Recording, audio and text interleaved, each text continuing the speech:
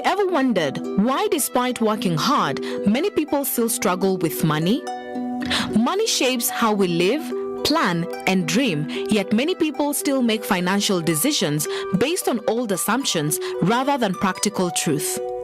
And often, the core beliefs we hold most firmly are the very ones silently preventing us from achieving financial freedom.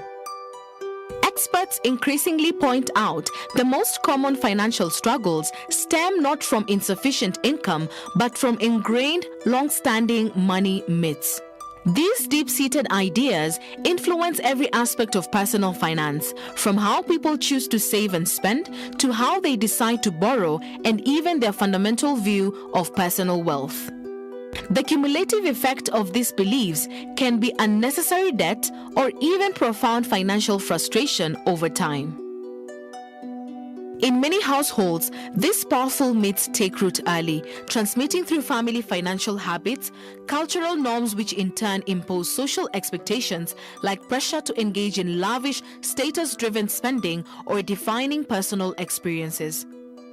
However, as life and the economy evolve, these established beliefs often fail to keep pace, creating a costly and stressful gap between expectation and financial reality. Financial educators highlight that confronting and challenging these common myths is the crucial first step toward making sounder money decisions.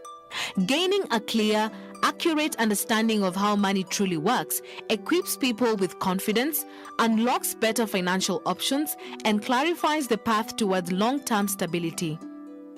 For any family aspiring to build a secure future, this commitment to financial truth is a powerful tool capable of fundamentally transforming their planning and goal pursuit. Today on Family Matters, Sally Limo dives into pervasive money myths that many people continue to embrace and reveals precisely how these ideas shape daily financial outcomes. What entrenched misconceptions are guiding our money habits, and how can replacing them with the truth lead to better financial outcomes?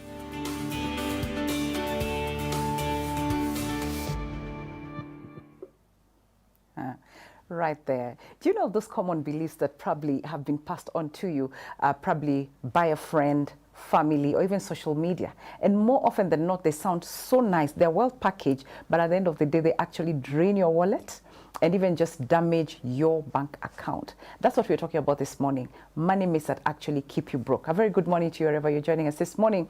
The 10th day of December 2025. An interesting conversation right there that actually is quite relevant, especially around this time when we're in the festive season. It's important for you. It's important for me. So let's get ready to learn from the experts who are with me in studio this morning. And for you to be part of this conversation, to plug in, ask your questions, get to know really, is this a myth or not? Then you can do that by joining us on 0786316316. That is our WhatsApp line. Be part of the conversation as I also welcome the amazing panel that I'm hosting this morning. Gentleman and lady, karibuni sana. Thank you. This is Maureen and Kevin. Good to have you both here. And Maureen, we'll start with you to introduce yourself. Thank you. Good morning, everyone. My name is Maureen Okeyo, a financial advisor. And I'm happy to be here today just to deconstruct the myths around money. Let's debunk that this morning. Karibu, Kevin. Good morning. Good morning. I'm back home. Where you belong. Yes, thank you for having us today. Yeah. Oh, yes. Karibu sana. Asante. I'm looking forward to this conversation because a lot of things are said out there when it comes to the myths, and you're going to be telling us some of them, including, like I had mentioned earlier, even someone sees with their credit and they go like, do you know that thing is bad? Now today we're going to ask that question, is it really that bad? So Mary, probably you're going to start us off with, when you talk about money myths, really, what are they and how bad are they? You know? Thank you so much, Sally. Yes. When you talk about money myths, it's simply those sweet lies we tell ourselves about money. Yeah. They are sweet and nice to hear. Right. Yet they bring us down each and every day. And they're just misconceptions. In real sense, they're not true. Okay. But we've believed and internalized them as our daily life about money. Yeah. And yet on the other side, they are absolutely wrong. Wrong. Correct. Kevin, bringing you into the conversation. Yes. For you, from where you sit, how would you describe money myths, and what is the impact of that, on our financial health? I would say money myths is like preconceived notions, things that sound as if they are beliefs, and they create people into a state of building a certain level of culture. Yeah. And this bring into what you call an effect that causes people on how they can financially either grow or deteriorate. Okay. So it is usually, there are money myths that are positive, there are money myths that are negative, depending now on the upbringing. Like some of which we found ourselves growing up and we were told, don't put your money in the mouth. But not necessarily mouth really, but then it's like at a certain age you are not allowed to be found with a certain amount of money. Yeah. So we grew up knowing that I have to grow to a certain age so that I can begin to now enjoy my financial life. All right. So they created a certain level of myths and we were actually affected at some point. Right. So we have now to grow and learning certain things concerning money. So they created a certain mythical state, which we are now handling today. I love what you brought in, the myths. You've mentioned some of them, but I want Maureen to just probably take us through some of the myths probably you've had, the common ones that people really, they're daily on our lips, and you say, that one. One of them I said, the credit card is bad. Yeah. Actually, we have several myths. Right. We have several myths around money, and some of them are inherited from how we saw our parents or the people around us or our guardians, the way they behaved around money. Yes. And unfortunately, we've inherited the same habits. For example, we grew up knowing hakuna pesa. I wanted to say that, right? That's my mom. Yes, most of the moms actually, they don't have money all the time. Hakuna pesa. And even right now, the same statement we tell our kids, hakuna pesa. Some of us also grew up knowing the payday. You'll see a difference in the house. Right. Maybe there's impulse buying or some nyama there, here and there, chapati, you see. So some of these myths, we inherited them. Yeah. And unfortunately, we are learning. Have you ever learned from a teacher who is struggling? That is what is happening with our finances at home, because finances are not taught in schools. So which means the classroom is in the house. Yeah. And we are also learning from people who are already struggling. So that caused that cycle to continue. Yeah. So one of the myths that that is so obvious is that I have time. Right. I have time to plan. I have time to, I'll start tomorrow. You keep on saying, I'll start tomorrow, and tomorrow will never come. Yeah. Year in, year out, I'll start. Or I have enough time. Maybe you're in your 20s and you think retirement maybe is far, far, far off. Yeah. And some of us wanted to retire at 40. But here we are. Still pushing. Yeah. So the truth is we don't have time. Yes, we don't have time. You should start as soon as possible. They normally say the best thing you could have started was yesterday. The next best time is today. Okay. Yes. And you don't have to be rich to start. You don't have to be rich to start. You don't have to be rich to start. Start from where you are. The most important thing is the consistency. Start from where you are and grow from that point. Yes. Kevin, what do you think fuels then, especially during this time, December, what do you think fuels, what myth fuels overspending, especially during the festive season? I think there are times you find people spending to prove a point, please people. I always love to say this. This is the time you find people spending money to please people that don't like them, but then to insist that we need to revamp our friendship. Okay. Another thing is trying to win back the name called Bazoo, chairman, boss, kiongozi. So you find now somebody putting a lot of cash in one pocket and then they are dishing it out. And this era that now gets into people at that time, you are spending without future mindset. You don't remember at that time that January is coming. Yeah. So you don't want to call yourself in that January as one who is experiencing in January. So if you're going then to realize that I must change a trend over here. Yeah.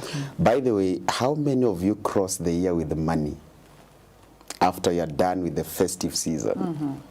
And at that time, you realize that then we must then put some discipline. Yeah. In fact, this is the time you find that discipline is very vital more than emotions, because there are people you find they are now spending emotionally and not intentionally. So this is the time we tell people, guess what?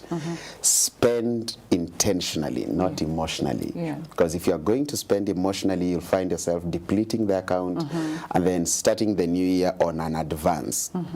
Because there is a culture in people sometimes you find, not all of them, but some people you find, Yeah. they just can't live without a debt. That vicious cycle. There is that vicious cycle. You find that, I don't have a debt, let me borrow. At least to just, Addicted to it's an addiction, you see. So that is where now you find there is a level of discipline that has to be improvised. So if we don't improvise that dimension of discipline on our money, Yeah. this is the time you find you are spending without planning. And it's a season you find, by the way, Sally, I call her Dr. Sally. She's such a wonderful person. Because it's a clinic here. It's a clinic, right? So in this time, you find people heavily investing in gifts and handsets. There, yeah. But I usually say, before you invest in handset as a gift to somebody, at least do something to invest in the mindset that will change Wow. their level. So it's time not to invest heavily in handsets, but to invest in mindset. Matters money. Okay. What do you do to be financially free? In fact, that's one of the best gifts you can ever give to your loved ones. Give yourself a gift that outlives the season. I love what you've just said right there. Financial freedom. Marine bringing you in, then how do we get into that financial freedom that Kevin is talking about? Yeah. Yeah, for you to get to the financial freedom level, actually financial freedom is possible. Let's start from it's Okay. possible to each and every person. Number one, you must know where you are. Okay. Jikubali, understand, know where you are. This is my position, this is my income, this is my expenditure. Yeah. These are the debts I owe. How can I go about them to repay? So once you know where you are, you can move from there to start the journey towards financial freedom. All right. And you must be consistent. Consistency overrules the level of income. If you are consistent, it does not matter how much you earn. Yeah. Number two, you must be disciplined. Without discipline, you cannot do anything. Discipline to pay off your debts. Because if you don't pay your debts, for example, if you owe maybe 100,000 Yeah. and the repayment is 10,000, if you don't pay it this month, next month it will be It accrues 20,000. interest, So yeah. it's keep on accruing in the up to the level whereby maybe at some point you'll be overwhelmed. So you must be disciplined and follow through your budget. Because you see, most people think that when you are working with a budget, you are mean to yourself. Yeah. Yet that is freedom to yourself. It is self-care. Yeah. Working with a budget is it's a high level of a self-care. Because you'll be able to know that this is what I earn, this is what goes to my daily expenditures, Yeah. this is what goes to my debts, this is what goes to my savings and investment. So if you follow the cycle through, you'll be able to achieve financial freedom. And it does not come overnight. All right. It is something you grow with over time. Okay. Yes. So from what you're saying then, does it mean that in December we cannot enjoy ourselves? So how then can we avoid falling into the debts and the financial traps while we're still having fun and enjoying? Because really, tunapatia mwili pole. Yes, Kevin. I would say at that particular instance, like Marine is saying, it's very important, especially right now, for people to have some budgeting. Okay. Before we enter into that full mode of, festivities and stuff, one thing you should ask yourself very importantly is, how much do I want or do I intend to spend? the best time to manifest on money is not the time you have entered into the mode. Plan when most of us are sane before we enter there, because at that particular time you find some people behaving insane a bit. True. You are just spending, let the money be used. Yeah. We have worked hard the whole year. But then as all this is going along, you must remember also there is another season that is coming. In fact, December is just another month on a calendar. Yeah. So we must not adore December more than we can adore January, if that is the case. Okay. So it means treat this season with a sobriety of mind, especially monetary speaking. Don't spend until you're waiting for something else to come so that it can continue being spent, or don't use everything you have now, saying that January will come and on the new year, for instance, it will take care of itself. Exactly. And that's where now we find ourselves in now running on the edge. We are running on the edge, or maybe a deflated vehicle at that time, financially speaking. Then we begin to say, now me, I can't. Or let me go talk to the school teacher, head teacher, or whatever management. My daughter will just, at least they give me 2 months to prepare myself. We have had a very long time of the holiday. So that is the only time that is happening that way, is because there was no planning. At all. So pre-plan your money before the money is actually into motion. That is the time you find you're managing your emotion of the motion on money. Wow. Wow. Quite powerful right there. You're managing your emotion on the motion of money. Sawa sawa. Now, Mary, as an expert, financial expert, I know even you've had this, there's a myth probably you've grown knowing or believing in. Which one is it, and how did you unlearn that? Okay, the myth I've always grown with, and I just had to unlearn it, is that we'll cross the bridge when we get there. Yes, many of us are in that state that school fees, we'll cross the river, we'll cross the bridge when we get there. I mean, so it puts you in a position whereby you are comfortable with being broke or being unprepared. All right. Yeah, because if you don't plan, how will you cross even that bridge? And God forbid you're not there. Will the people behind you cross that bridge? Exactly. That is the question you should ask yourself. Yeah, so I had to unlearn that and start preparing early in advance, just the way Kevin has said that. Yeah, planning. Plan in advance. You know very well that December will never change. It's a month in the calendar. Right. And it will never change. Plan in advance. It is so painful to pay for the enjoyment you had this year for next year. For example, this month, most people maybe will borrow to enjoy the holidays. Yeah. But the repayment will come next year. I'm so sure there's somebody finishing the emergency loan they took last year. It was emergency, in quotes. But they're finishing repayment, yet they enjoyed that season. Yeah. So you enjoy with money that is not even yours. So what you are remaining with is vibes and receipts. And memories. Yeah. So you need to plan in advance. That one I had to learn the hard way. Then the second one that I have to mention is that I'd always believe that I can always make more money. See, salary will come again next month. Yes. Or I can make that deal and earn more money.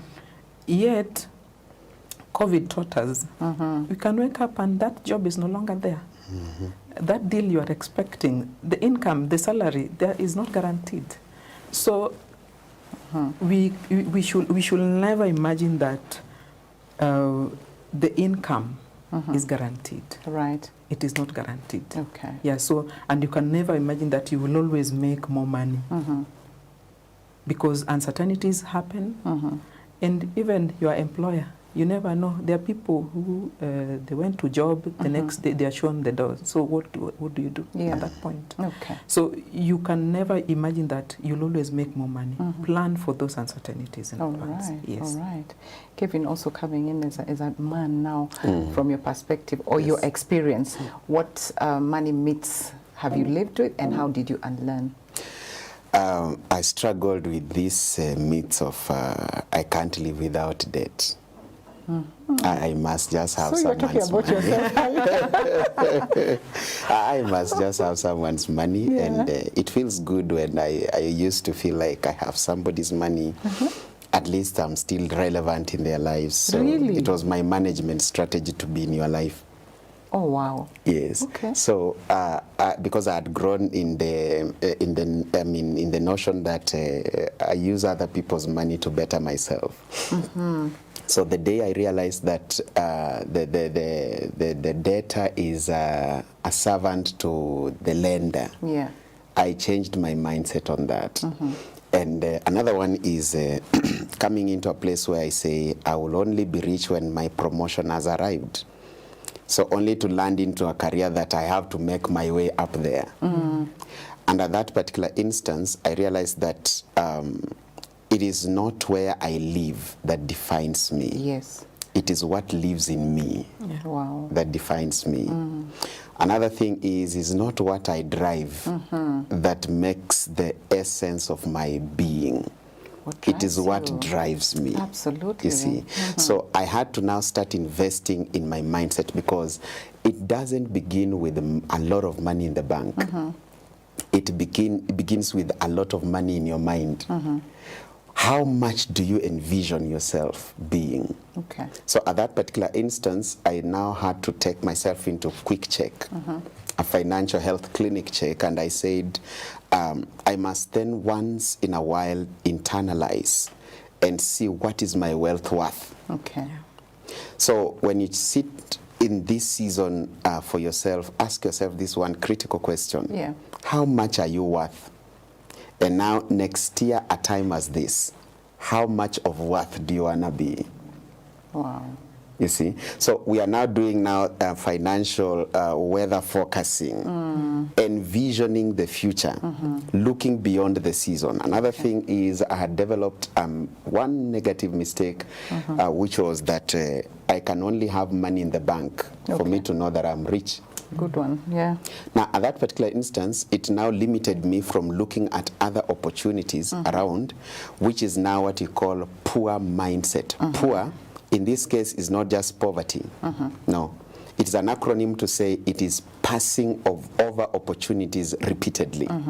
So it is a poor P passing. Okay. You always love to pass because there is time. Merin mentioned something about looking at it as if there is still time. Yes. So it is a P of passing or of over opportunities repeatedly, saying, I am going to make it. Okay. I'm going to think about it. All right. This procrastination in our mindset. And then coming into a state where I am always like, I put money here, I get money tomorrow. Okay. So looking at now instant gratifications was another problem that I really struggled with, and it was a myth. Because I can't put my money stay for long before I get the harvest in it. The impatience comes in. The impatient status. Wow. I think we need to take a break, guys. Man, wow. And this break has come too fast. My director, this break, man, the conversation is getting deeper. Anyway, we'll be right back after this very short break with our partner, Charles Karumba, who's telling us, talking to us about his experience as a partner with Family Media. So let's take this very short break. We'll be right back. Remember to be part of this conversation.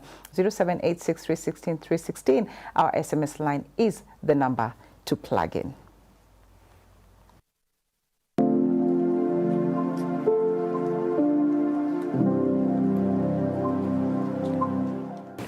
My names are Charles Moin Karumba, and I'm a married man, and I'm married to a beautiful wife, Molen Nyawiri Karumba, and we have been blessed with 2 children. I finished high school, and I went to university, and then now, before I went to university, a tragic event happened. I lost my father. And it was a tragic time for me. I mean, I was devastated. It was a hard time. And before that, I'd lost my mother. So there was a very big gap there because my father was everything at that time.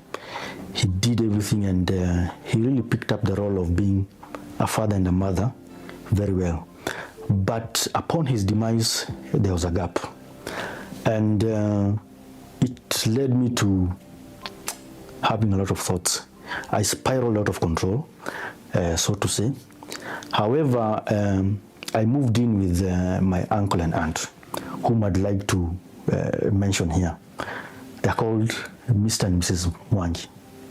I moved into their house, or their home rather, in Buruburu. And while I was there is when I reignited, rather, my connection with God started afresh. I saw how they carried themselves and their love, their genuine love for God. And while we were there, they used to watch family TV. And I remember one time there's a prayer that was made that anyone who has been away from the Lord and wants to rededicate themselves back to the Lord, this is for you. And the prayer went on and on and on and on and on. The prayer was about 10 minutes. And that was a confirmation to me, this is it. This is the direction you need to take. I used to like a lot about the message of hope and deliverance. That resonated a lot with me. And most of the preachers I would listen to, they talked about Jesus Christ. That to me was an eye-opener because it's all about Jesus. God himself has said, I am ready. And I will see that my word comes to pass. So I would listen to what they're saying. Give and it shall be given back to you. And I would see when the founder of Family TV was talking about the expenses, what it takes to run a major station. And inside myself, I was convicted and I said no. I told God, when you give me a job, no matter how small, even if it's an attachment, even if it's a wages kind of job, I will and I must support the work of the Lord. So two things. One, I put God to his word, and he's ever faithful. We invite you to become a partner with us by making a donation to M-Pesa paybill number 316-316 with your phone number as the account number. I've done it now for close to 15 years, and I've never looked back. Put God to his word. He's ever faithful. He changes not. Partner with Family Media.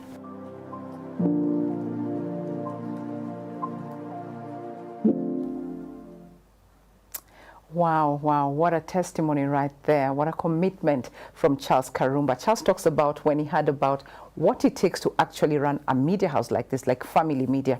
By the way, it takes a lot for us to sit here, for us to get guests like this and just to bring this to you and keeping Jesus on the airways. It takes quite a bit. And from his commitment, he said, after that statement of what it takes to run a media house, then he commits to the Lord, and his doors have always been open. He's been blessed through giving, even when it was just an internship. And what does he say? Hold God to his word. And there you go. Just for you to be a partner. Remember, you can also be like Charles, and you can do that through you can do that by sending the word partner to 0786316316. We'll reach out to you and guide you on how to become a partner. And also, you can send your support, your contribution. Be a co-laborer with us by sending in your contribution, your support to paybill number 316-316. Account name is your telephone number. And back to our interesting, amazing, informative conversation on some of the myths that actually keep you and I broke, especially around this time of the festive season. Let's check out the social platforms,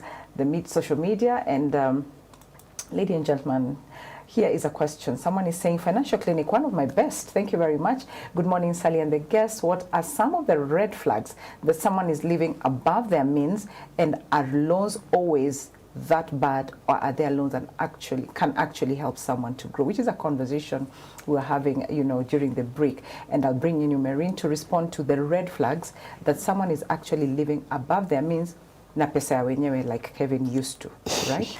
Okay, there you go. Okay, thank you so much, Sally, and welcome back. You see, it is easy to tell when you're living above your means. Yeah. Because you'll struggle. Definitely you'll struggle through. Yeah. And you'll tell, deep down, you're not yourself. Yeah.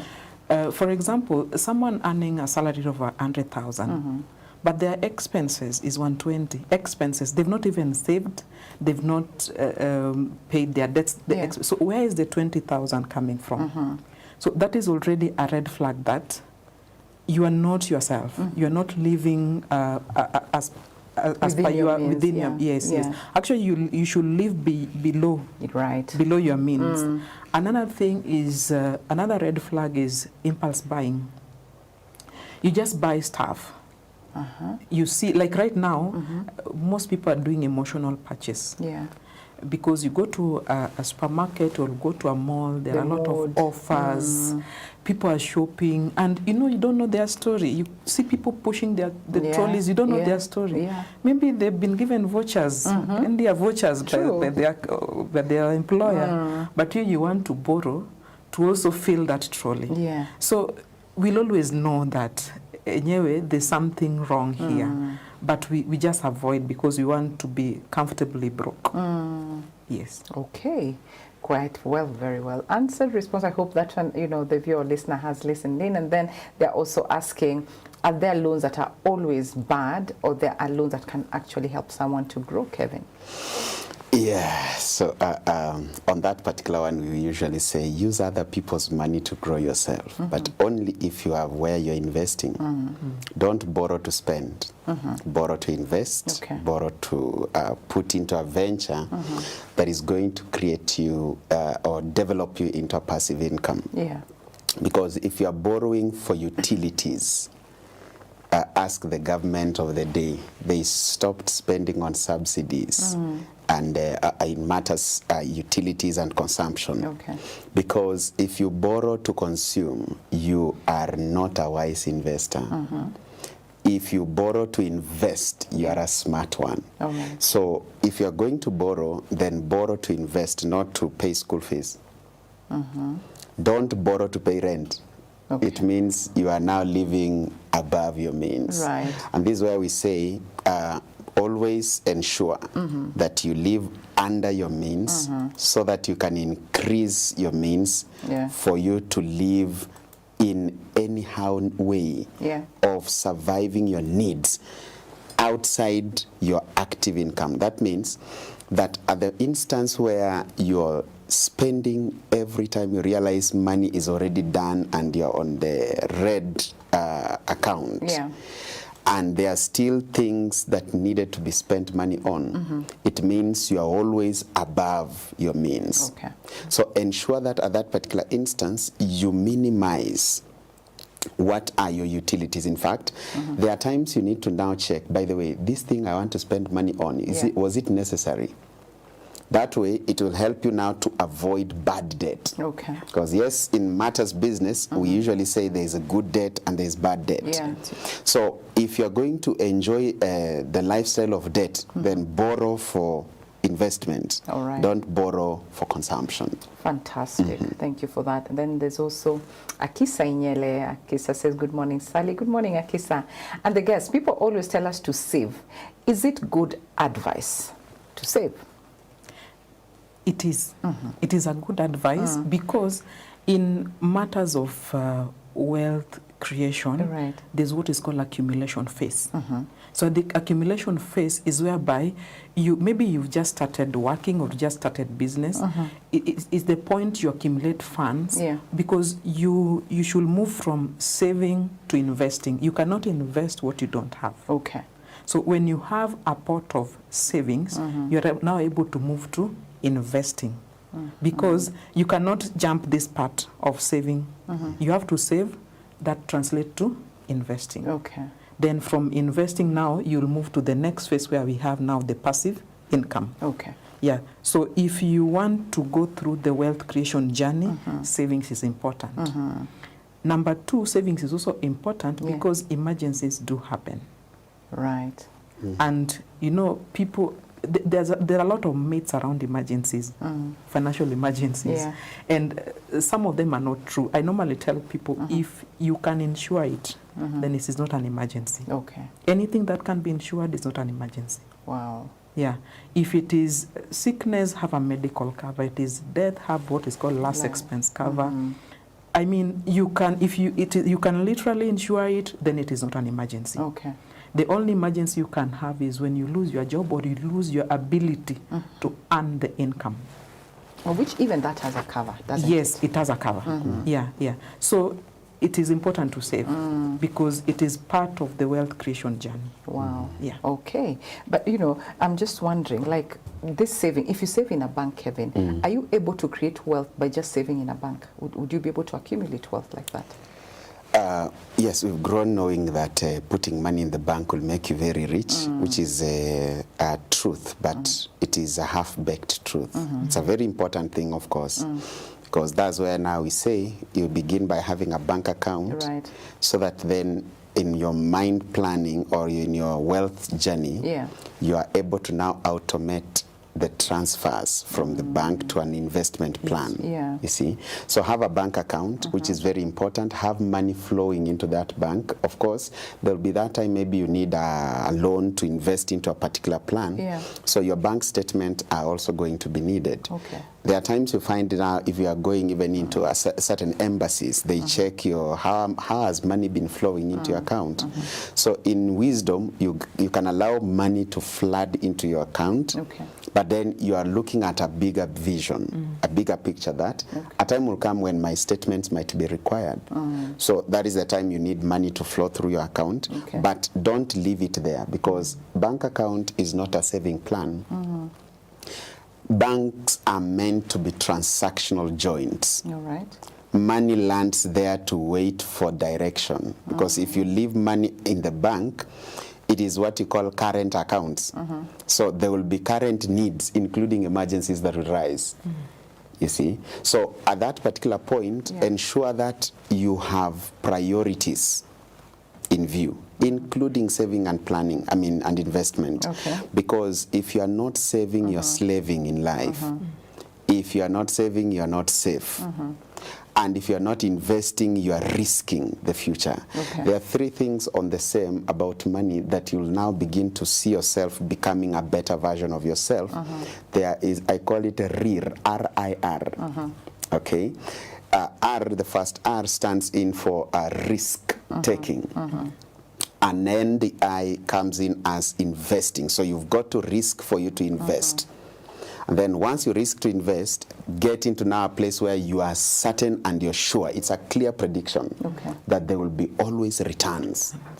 So your reward on your money is actually on the strength of this RIR. But then the problem usually is many people are expecting to get returns where they did not invest. All right. Because if you left money in the bank, there is no percentage that is going to grow. In fact, even if you put it into maybe a call account, however much amount you're going to put in, maybe you can negotiate, they can give you maybe 2 to 6%, but that should be a voluminous account at that time. Okay. So money can only grow when it is in the bank with a large margin of it. Okay. But then you must then look for vehicles that are going to create or build or gravitate you towards now your wealth freedom at that particular instance. Fantastic. Yes. You built multiple. Did you talk about multiple streams in a way? Because that is my question to Maureen this morning. You know, there are people who believe that you advisors tell us that we need to have multiple streams of income to build wealth for financial security and freedom, isn't it? Yes. But there are people who believe that it's just for the wealthy. Because how can I don't have. So how can I have multiple streams yet I earn so little maybe, you know? What is your view on that? First, it's a mentality that multiple streams of income is only for the wealthy. It's a myth. It's a myth. Yes, it's a myth. It's a myth. Because, you know, God created us in his own image and likeness. And when he created us in his own image and likeness, he gave us wisdom, and we have intrinsic skills within us. We have people who can really MC very well. Maybe when you're MCing, somebody will not see your level of income. Maybe you are earning maybe 100,000 or 50,000, but you can MC very well. So you can use monetize that skill. Monetize that skill to generate more income. There are people who have ability even to bake.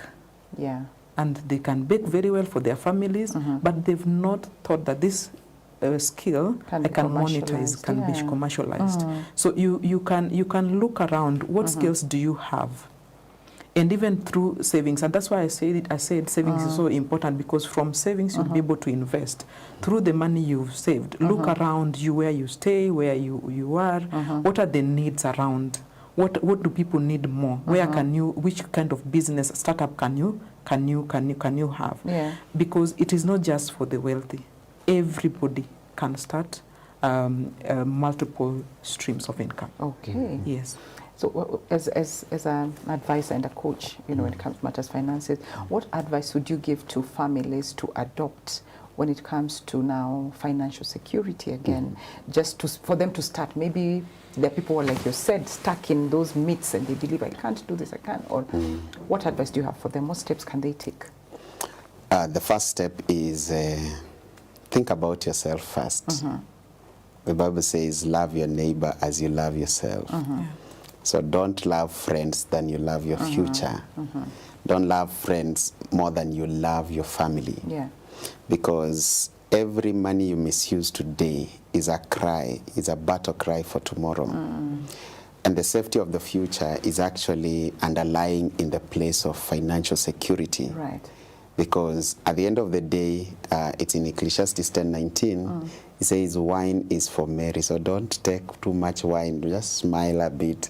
But wine there means different things or many things. And then he says a feast is for laughter, but money answereth all things.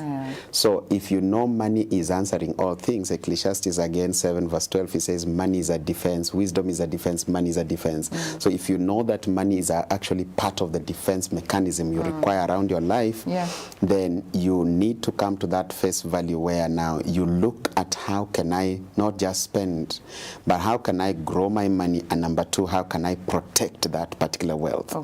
So that includes now putting your money into a place where it's a body that will be able to protect you. And as you're protecting yourself, protect also your family. Should anything happen to your current flow of income today, how long can you survive your family? If time is going to come, God forbid, is not a prophecy of doom, but let's look at it in reality now. Should anything happen to your, an email comes to your phone today and they are telling you from January, we are sorry, we are not going to be, to continue with you. At that particular time, what runs in your spirit, in your mind? Will your heart pump faster than the normal? You see? Or you'll respond and say, thank you so much for the opportunity, and I am so grateful. And they are the ones who will call you for maybe disturbing your flow of income, but then your life is still going on. You are still able to pay. So that means that have some accounts, different bodies, ventures, where then your money is actually going to grant you stability at that particular time. So then your utilities of every month, at least ensure you have somewhere this money is for a period of 6 months without disturbance. The vehicle you are driving, you can still drive it, looking for a different stream of income. The lifestyle you have set for your family, they can still enjoy it without feeling there is a disruption, because you already pre-planned yourself. Another thing we say on that is put your money in a place where it's actually appreciating. Because if you don't do that, then your money is going to be attacked by two monsters, leave alone with taxation at that time. We have what you call inflation and you have devaluation. These guys are busy. They want to ensure your money doesn't have that value. But like Marin said, there are people who usually say, me, I can't. Okay. I don't have enough to save. I don't have enough to keep aside. I don't have enough to do something. But the big question we are looking at that is, why can't you then adjust the lifestyle that you're living so that you have something extra you can put aside? Because if you spend everything that came in, you are running on a risky venture, taking speed on a wrong road of life. So ensure that with the utilities you have today, they are way under. In fact, this allow me to say this. There are different percentages here we look at in life where we say now exercise the 80-20% rule or 20-80% rule. But let me bring it in this perspective now. There are people who work hard to a level of 80%, but their returns are 20%. Okay? But the wealth mindset tells you that you need to work 20% and enjoy 80% returns. So that you can take a larger chunk of percentage on that particular one and then put aside, because now you still have time. You have already won time at that particular point. There are those who are working 80%, you are working 20%. So you have 60% of advantage over here. This 60% becomes now your time to yourself to invest into your gifts, your skills, and your talents. This is where now you create different streams of income along the journey of wealth creation. Let me, because of time, let me bring Melin also into the conversation to respond to this question, Maureen. Someone says, good morning. I was asking about building versus buying. Which one is better? I'm retired and thinking of a retirement home. First of all, thinking about retirement home at retirement is already a problem. Financially speaking, because these are some of the things you could have done way back. According to the statistics from RBA, most retirees use their money to build a home. Then what happens after the house is done? Because one, the cost of building that house maybe is equivalent to your retirement the package. Then what happens after that? Because one, there's no income. You need to take care of your medical expenses because maybe you are used to the employer taking care of that. As in the normal utilities must continue. Then what happens? So financially speaking, it is wrong to build with your retirement package. These are things you should have done earlier so that you transition into it. Most people, you see, even biblically, planning is very important. Is mentioned. The book of Luke reminds us that there's a proverb that Jesus said that when a man wants to build, they sit and see if they're able to manage the cost. So building at that point when you're retiring is already a problem there. But is there a way out? Because I think he's stranded and he's looking for solutions. Is there a way out because of time? Because of time, one, she should know the amount, the package, how much is it? Because there's no, the mistake has already, makosa ishafanyika. Now we have to move forward. So one, she should know how much the package is. What kind of a house does she want? And then again, she should not look for these big houses to build this big house, because just something decent where she can, and also maybe she can opt for building out of in the remote area, maybe at home or something like that. Because right now buying a house or building using the retirement package will be quite expensive. So if she has maybe a piece of land already, I don't know the situation, if she has a piece of land already, she can just design something simple, then reinvest the package so that she can be having income. Because I don't know, maybe if she was prepared in advance, maybe she has a side business running or something of the sort. But if it is not there, this money should be utilized wisely, because what we are praying for long life. What if she lives up to 100 years? That is maybe 40 years from today if she retires at 60. So what will happen the next 40 years? Exactly. Okay. Nice. Very well responded to. Kevin, your final parting shot. Final remarks. My final remarks is in advance, Merry Christmas and a Happy New Year. Great, thank And you. number two, which is the last one, is not about how much you earn Yeah. that matters. Is how much you save and invest that will change your paradigm shift financially. Okay. If you're not saving, you're not safe. Save and secure the future where you're going. Okay. Shalom. Amazing. Thank you so much. Thank you, Maureen. Thank you, Kevin. Amazing conversation. Thank you for the tips, for opening our eyes. The insights are amazing. And also to you, our viewer and listener, wherever you are, you want to say a very big asante sana, for just being part of this conversation. Remember, the experts have said discipline, consistency, very important. Remember to save what you earn.